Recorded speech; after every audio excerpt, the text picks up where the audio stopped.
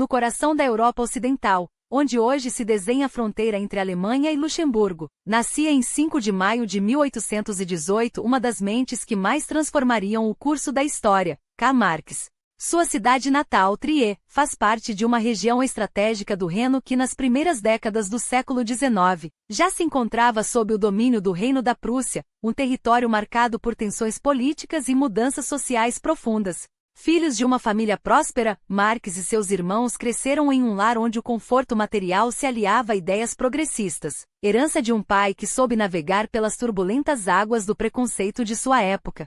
Heinrich Marx, advogado de sucesso e homem de origem judia, havia abandonado suas raízes religiosas para adotar o luteranismo, uma decisão pragmática diante da crescente onda antissemita que varria a Europa.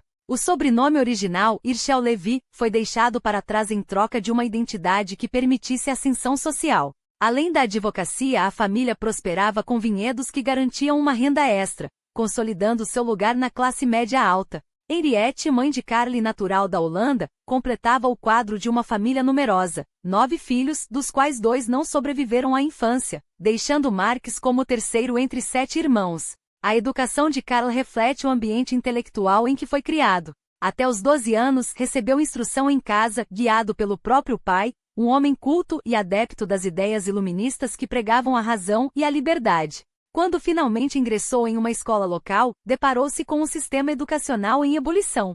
Seu diretor, Hugh Weitenbachers, era uma figura controversa, cujos métodos inovadores e leituras ousadas logo chamaram a atenção das autoridades prussianas, que não tardaram a intervir. Fora esses episódios, porém, a infância de Marx transcorreu sem grandes sobressaltos, tão pouco que ele próprio quase nunca mencionou em seus escritos. O que verdadeiramente moldou seu pensamento foi o mundo que se desenhava ao seu redor. Enquanto Marx dava seus primeiros passos, a Revolução Industrial, iniciada décadas antes na Inglaterra, começava a ganhar força no continente europeu. Tudo começou com a mecanização dos teares, que permitiu aos donos das fábricas multiplicar seus lucros ao substituir o trabalho manual por máquinas. Em seguida veio a concentração dessa produção em grandes galpões, as futuras fábricas, onde a escala industrial redefiniria a economia. Com a introdução das máquinas a vapor, a demanda por carvão explodiu, e o que era uma transformação local tornou-se um fenômeno global. A Europa, no entanto, resistiu às mudanças por um tempo. As guerras napoleônicas e a instabilidade política atrasaram a adoção dessas inovações, mas a partir dos anos 1820, o continente começou a se industrializar em ritmo acelerado. Regiões como o Reno e o Ruhr, ricas em carvão e minérios, tornaram-se polos desse novo mundo fabril. Marx nasceu justamente em uma dessas áreas em plena efervescência, testemunha ocular de uma era que prometia progresso, mas escondia um preço amargo. Porque a Revolução Industrial, embora tenha sido o motor do mundo moderno, trouxe consigo uma realidade brutal. Antes dela, a maioria da população vivia no campo, onde o trabalho, embora árduo em épocas de plantio e colheita, permitia momentos de tranquilidade. A vida era difícil, mas não necessariamente opressiva. Com a industrialização, tudo mudou. Reformas agrícolas e o crescimento populacional empurraram massas de pessoas para cidades que em 1 ou 2 gerações, se transformaram em centros industriais superpovoados, como Manchester, Sheffield ou Liege. Lá, operários, homens, mulheres e até crianças de 8 ou 9 anos, trabalhavam em condições desumanas, jornadas de 60 a 70 horas semanais, salários miseráveis e moradias insalubres, onde doenças como a cólera, conhecida como morte azul, ceifavam vidas aos milhares.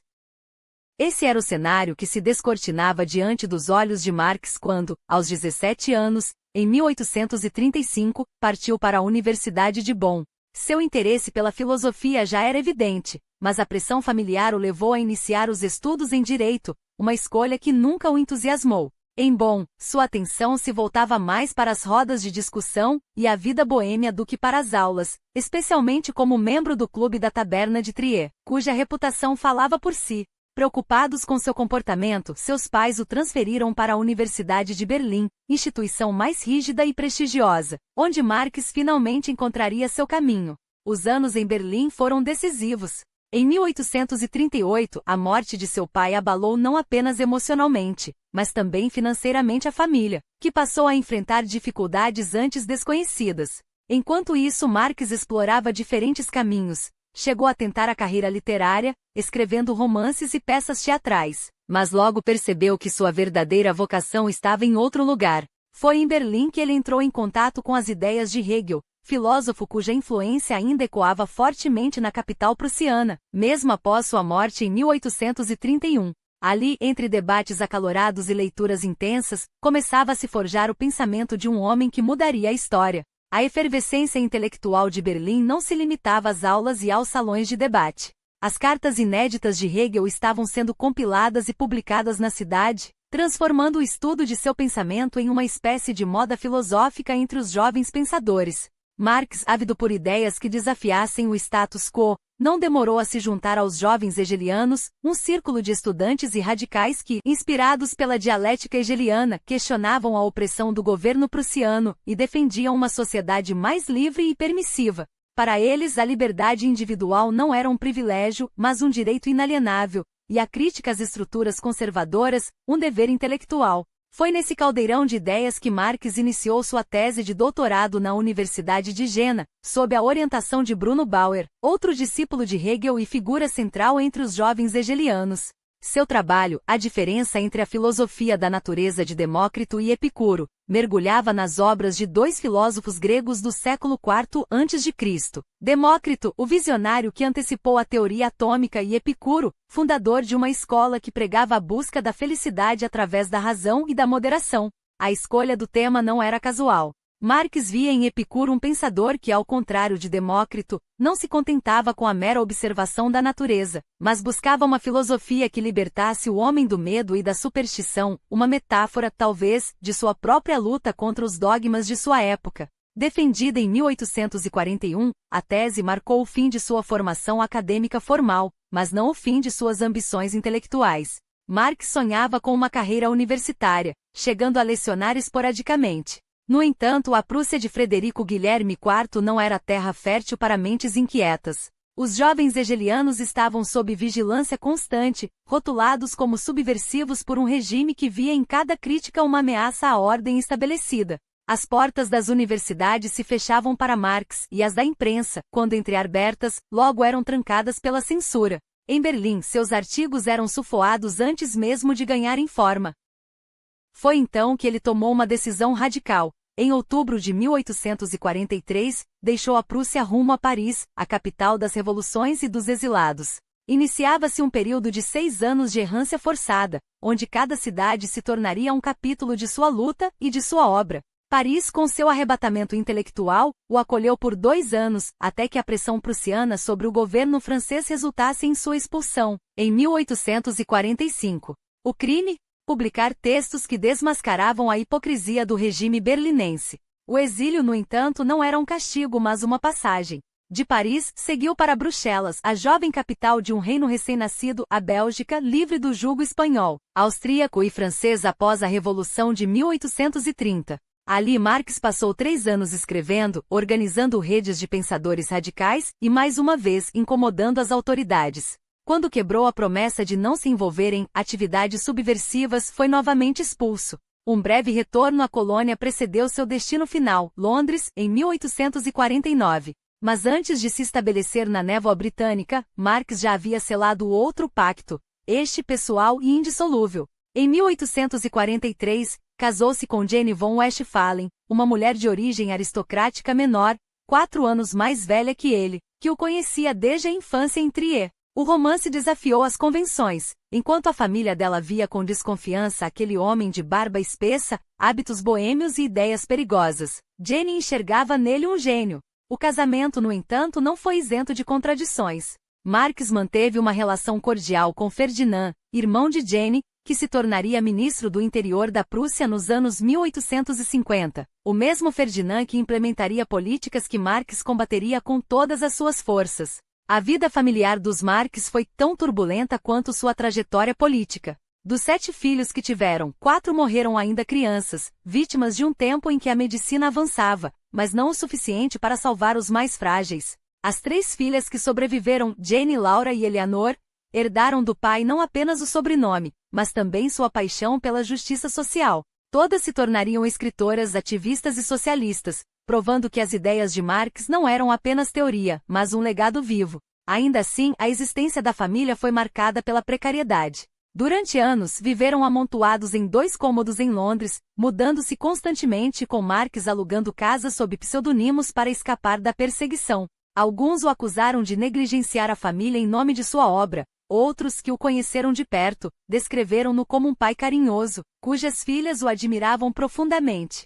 Rumores sobre um caso com a governanta Helene de Muto, que teria resultado em um filho ilegítimo, Frederic, nunca foram comprovados, permanecendo no terreno das especulações maliciosas. Esses anos de exílio, no entanto, foram também os mais férteis de sua vida. Entre Berlim, Paris, Bruxelas e Colônia, Marx escreveu uma série de obras que, embora muitas vezes rejeitadas por editores temerosos, lançavam as bases de seu pensamento revolucionário. Crítica da filosofia do direito de Hegel desmontava os alicerces do idealismo político. A Questão Judaica, publicado em 1844, analisava a emancipação dos judeus na Prússia, texto que, ironicamente, seria distorcido por seus detratores para acusá-lo de antissemitismo, apesar de suas próprias raízes judias, embora seu pai, Herschel, tivesse se convertido ao protestantismo por conveniência social. Em 1847, a palestra Trabalho Assalariado e Capital já esboçava sua teoria sobre a exploração do trabalho, mostrando como a industrialização e a acumulação de riqueza estavam cavando um abismo entre classes. E foi nesse turbilhão que Marx encontrou seu grande aliado, Friedrich Engels.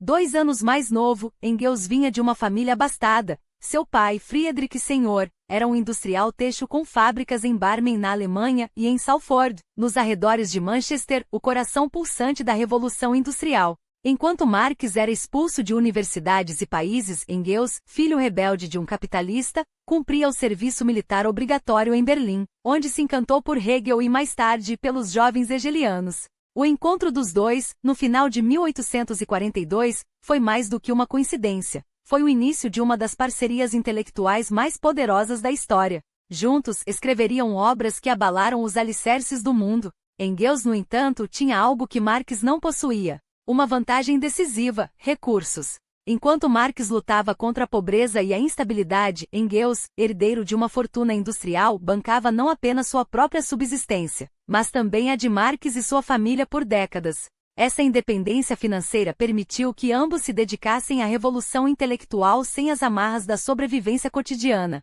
E foi justamente essa liberdade que viabilizou obras como A Situação da Classe Trabalhadora na Inglaterra, 1845, um retrato brutal e pioneiro das condições desumanas impostas pela industrialização. Engels não era apenas um mecenas, era um pensador agudo, cujas observações sobre a exploração capitalista ecoariam como um grito de alerta por gerações. Mas sua contribuição vai além do intelectual. Sem Engels, o legado de Marx poderia ter se perdido no esquecimento. Foi ele quem, após a morte do amigo em 1883, dedicou anos a organizar, editar e publicar os volumes pendentes de O Capital, uma tarefa monumental que exigiu não só rigor acadêmico, mas uma devoção quase religiosa à causa comum. Enquanto Marx era o gênio incandescente, Engels era o estrategista incansável, o arquiteto que transformava ideias em ação.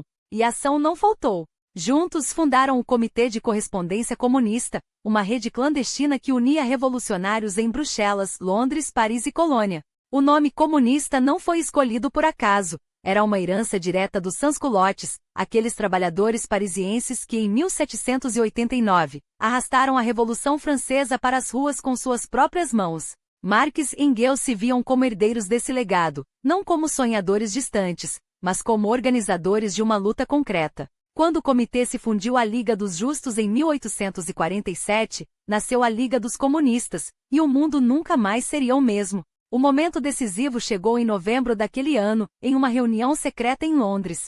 A missão era clara: redigir um manifesto que definisse, sem meias palavras, o que os comunistas queriam e como pretendiam conquistá-lo. Marx, sempre o mais impaciente, assumiu a caneta. Engels, o parceiro leal, revisou cada linha. O processo foi caótico. Marx procrastinou, viajou a Gien para fundar uma célula local, e, segundo boatos, escreveu parte do texto embriagado. Mas em fevereiro de 1848, o Manifesto Comunista estava pronto. Um panfleto de apenas 14.000 palavras, mas com o poder de uma bomba. Nele, Marx desnudou a história como uma guerra perpétua entre classes. Patrícios contra plebeus na Roma Antiga, senhores contra servos na Idade Média e agora, a burguesia industrial contra o proletariado esmagado.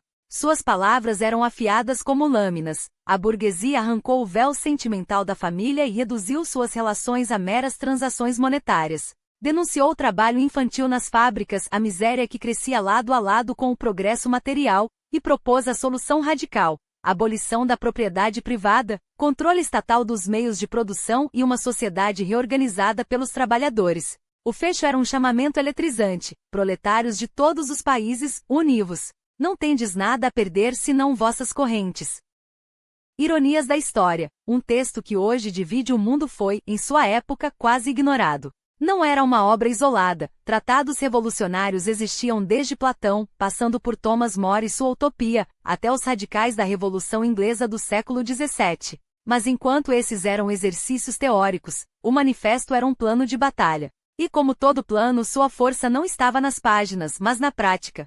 Em 1848, a Europa ardeu em revoluções. E embora Marx e Engels não tivessem desencadeado aquelas chamas, suas ideias já estavam no ar, como faíscas esperando o vento certo para se tornar um incêndio. Mas a história não se escreve apenas com tinta e papel, também se forja no caos, na pressa e, no caso de Marx, entre copos de vinho e noites em claro. Quando o ultimato da Liga dos Comunistas chegou a Bruxelas, exigindo a conclusão do manifesto, ele não teve escolha a não ser mergulhar de cabeça na tarefa, mesmo com a cabeça ainda pesada das noites anteriores. Em poucos dias o texto estava pronto, menos um tratado acadêmico, mais um chamamento à ação, escrito com a urgência de quem sabe que o mundo não espera por teorias, mas por revolução. E Marx conhecia bem essa urgência.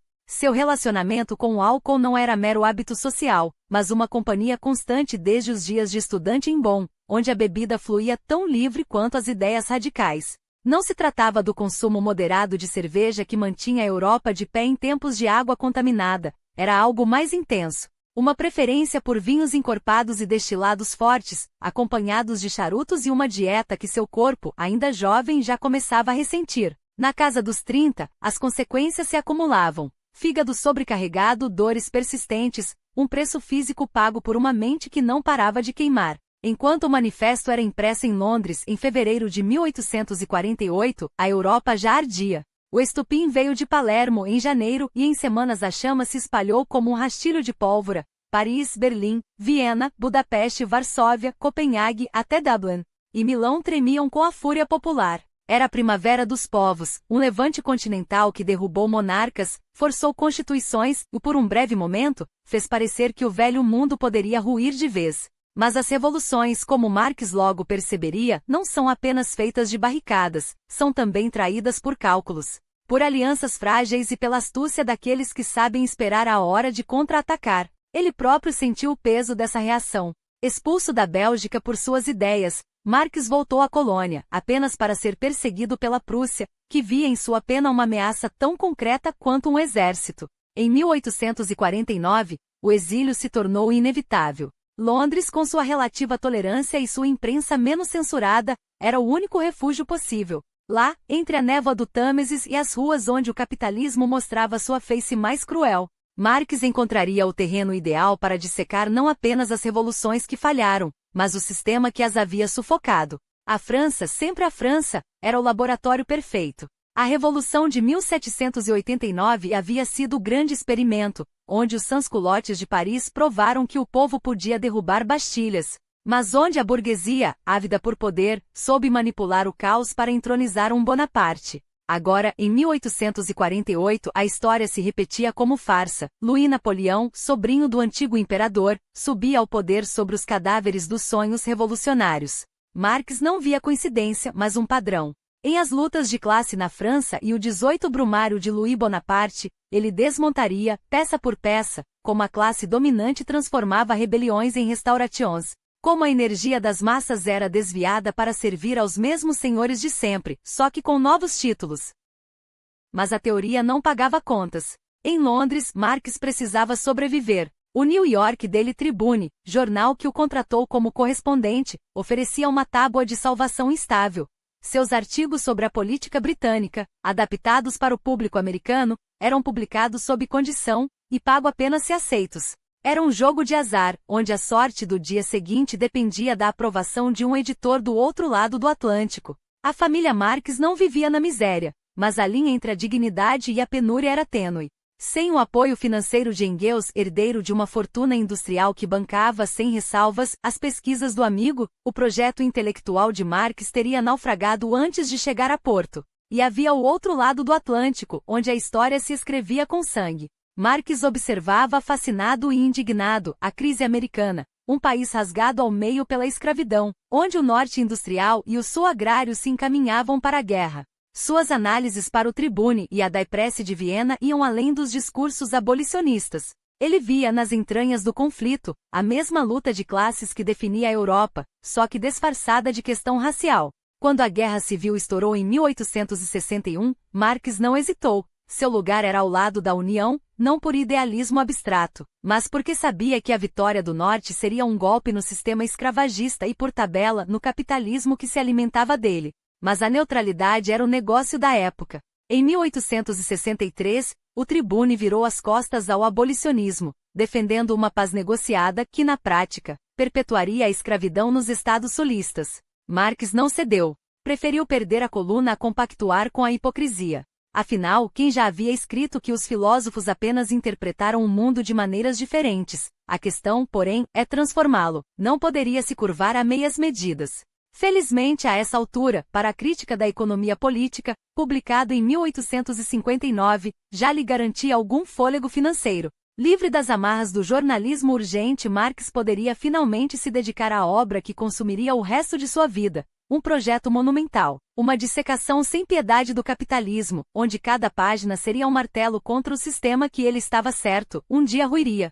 O mundo ainda não sabia, mas o capital já começava a tomar forma nas mesas de trabalho de um exilado que, entre dores no fígado e noites de insônia, escrevia não para sua época, mas para a nossa. Não bastava ser uma obra colossal, o Capital seria a forja onde Marx martelaria suas ideias mais radicais em um sistema capaz de abalar os alicerces do mundo. Durante anos, entre as prateleiras empoeiradas da British Museum Reading Room, aquele templo de silêncio e saber onde hoje repousa a British Library, ele acumulou montanhas de anotações, dissecando cada nuance das relações de classe com a precisão de um cirurgião que sabe onde cortar para expor a doença. Não eram apenas números, estatísticas ou teorias abstratas, eram as entranhas do próprio sistema capitalista, expostas em páginas que, juntas, formariam uma trilogia tão densa que o tempo não seria suficiente para esgotá-la. O primeiro volume, publicado em 1867, já era um monstro por si só, um tomo de 500 a 600 páginas, dependendo da edição,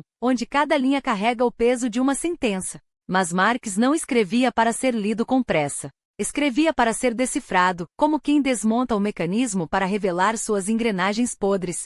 Os volumes 2 e 3, lançados póstumamente por Engels em 1885 e 1894, completariam a obra, transformando-a em um labirinto de mais de 1000 páginas, quando não são milhares se contarmos as notas, os apêndices, as polêmicas que o texto suscita. 1 milhão de palavras, se somadas às edições modernas com seus parênteses e digressões. Não é um livro, é um continente intelectual, onde quem entra sai transformado, ou irritado ou os dois. E no coração desse continente, duas ideias explodem como granadas. A primeira, o materialismo histórico, a tese de que a história não é escrita por reis, papas ou generais, mas pela luta surda e implacável entre classes. Uma heresia para sua época. No século XIX, a história ainda era contada como um épico de coroas e espadas, onde nações colidiam e impérios caíam por capricho de Deus ou ambição de homens. Marx virou essa narrativa do avesso. Para ele, a Guerra dos 100 Anos não era um duelo entre França e Inglaterra, era a nobreza dos dois lados esmagando os camponeses sob o mesmo jugo feudal. A Revolução Industrial não era progresso, era o burguês vitorioso sobre a aristocracia decadente, agora enfrentando seu novo algoz, o proletariado. A história, em sua visão, não era um palco para heróis, mas um matadouro onde classes se digladiavam até que uma nova ordem surgisse das cinzas da anterior. Não era uma ideia inocente. Era uma faca afiada apontada para o peito das elites, que até então haviam convencido o mundo de que a pobreza era destino, a desigualdade era natural, e a revolta, pecado. Marx não apenas desafiou isso, ele provou com dados, com lógica, com uma erudição que poucos podiam igualar, que o sistema era uma farsa montada para beneficiar uma minoria. E o pior, ou melhor, dependendo do lado da barricada em que se está, ele deu às massas um manual para desmontá-lo. Mas se o materialismo histórico era a dinamite, o dialética materialista era o estupim. Aqui Marx pegou emprestado, andou distorceu, o método de Hegel, aquele filósofo que via a história como um conflito de ideias que ao colidirem, geravam uma síntese superior. Só que Marx não estava interessado em ideias. Estava interessado em corpos, em fábricas, em salários de fome, em greves esmagadas à bala. Para ele, a dialética não acontecia no éter dos conceitos, mas no chão de terra batida onde o operário suava enquanto o patrão engordava. Rejeitou Hegel. Rejeitou Descartes. Rejeitou a ilusão de que a realidade era moldada pela consciência individual. Não, a consciência era moldada pela matéria, pelo trabalho, pela propriedade e pela luta pelo pão. Era uma visão brutal em sua honestidade. E perigosa. Porque se a história era feita de conflitos materiais, e não de grandes homens ou destinos divinos, então a mudança não viria de cima. Veria de baixo. Veria das mãos calejadas, dos punhos cerrados, da raiva acumulada em séculos de exploração. Não à toa, décadas depois, um certo ditador georgiano usaria essa mesma dialética para justificar seus expurgos, transformando a teoria de Marx em um manual de terror. Mas aqui está o paradoxo. O mesmo sistema que inspiraria os piores excessos do século XX também deu voz aos que nunca a tiveram. Porque Marx não escreveu o Capital para acadêmicos. Escreveu para os que sabiam, no fundo, que o mundo estava errado, mas não tinham palavras para dizer por quê. E é isso que torna a obra tão incômoda até hoje. Não é apenas um livro. É um espelho que devolve a imagem distorcida de um sistema que, quanto mais tenta se justificar, mais revela suas fraturas. Um sistema que, como Marx previu, ainda tremia cada vez que um operário cruzava os braços, ou que um estudante abria suas páginas. O que muitos críticos ignoram, ou fingem ignorar, é que Marx não era um profeta, mas um diagnosticador. Quando o acusam de reduzir a história a uma luta de classes, esquecem que ele mesmo alertou: a história não faz nada, quem faz a história são os homens, lutando por seus fins conscientes ou inconscientes. Não era a classe sozinha que movia o mundo, mas a tensão entre as forças que a sustentavam e aquelas que a desafiavam. E se hoje alguns veem suas previsões como exageradas, é porque preferem não enxergar como o capitalismo, em sua fase mais avançada, confirmou seus piores presságios. A concentração de riqueza em poucas mãos, a exploração sistemática do trabalho, a crise cíclica que devora até os seus próprios beneficiários. Quanto à acusação de utopia, essa é a mais cínica de todas. Sim, Marx acreditava na gestão coletiva dos meios de produção. Mas chamar isso de sonho ingênuo é ignorar que ele jamais subestimou a resistência do poder. O que ele não previu, e aqui está sua grande sombra, foi que a revolução, quando tentada em solos férteis para a tirania, poderia gerar monstros piores do que os que pretendia destruir. A Rússia de 1917 não era a Inglaterra industrial de 1867. E é justamente aí que reside a tragédia. Suas ideias, distorcidas por regimes que usaram o martelo da ditadura para forjar um paraíso à força, tornaram-se o álibi perfeito para seus detratores. Como se o fracasso dos epígonos invalidasse o diagnóstico original. Enquanto Marx escrevia O Capital, o mundo já fermentava. Em 1864, num teatro de Londres, sim, um teatro, esse palco onde a história às vezes ensaia suas revoluções, socialistas, anarquistas e radicais de toda a Europa se uniram sob um nome que soava como manifesto, Associação Internacional dos Trabalhadores. Não era apenas mais um clube de debates. Era a primeira tentativa de organizar, em escala global, a raiva dos que não tinham nada a perder, exceto suas correntes. A Polônia sangrava sob o jugo russo, e a lição era clara: se a opressão não conhecia fronteiras, a resistência também não poderia conhecê-las. Mas a união duraria pouco, porque quando se junta fome e ideia, a disputa pelo caminho certo é inevitável. E então veio 1871. Paris, humilhada pela derrota na guerra contra a Prússia, explodiu. Por 72 dias a Comuna tomou as ruas, não como um partido, mas como um grito. Marx de Londres acompanhou tudo com uma mistura de euforia e urgência. A Comuna é a forma política enfim descoberta para levar a cabo a emancipação do trabalho. Escreveu em A Guerra Civil na França, texto que chegou tarde demais para salvar os comunardos, mas cedo o suficiente para inspirar gerações. Ele descreveu uma Paris livre da podridão do Segundo Império, onde as ruas, pela primeira vez em décadas, eram seguras sem polícia. Os céticos sorriem hoje, como se a segurança de um povo em armas contra seu próprio Estado fosse menos real por ter durado apenas uma estação. Mas a Comuna queimou rápido, e com ela a Primeira Internacional. Bakunin e seus anarquistas acusavam Marx de autoritário, Marx acusava Bakunin de irresponsável. Em Haia, em 1872, o racha se consumou. O movimento que deveria unificar os explorados do mundo ruía por dentro, vítima do mesmo veneno que corrói todas as revoluções, a certeza de que só o seu caminho é o certo. Marx saiu daquela batalha esgotado. Não era mais o jovem que desafiava o mundo com a pena afiada. Aos 60 anos, a saúde o traía, como se o corpo, depois de décadas de fumo, álcool e noites em claro, tivesse decidido que já era suficiente. Os últimos anos foram uma corrida contra o tempo. O capital ficaria incompleto. Coube a Engels costurar as partes soltas, como um alfaiate cosendo o manto de um gigante morto. Até o fim, Marx discutiu, questionou, revisitou. Em 1881, numa carta à revolucionária russa Vera Zasulich, admitiu algo surpreendente. Talvez a Rússia, com suas comunidades camponesas, pudesse pular a fase capitalista e ir direto ao socialismo. Era uma concessão ou uma intuição tardia?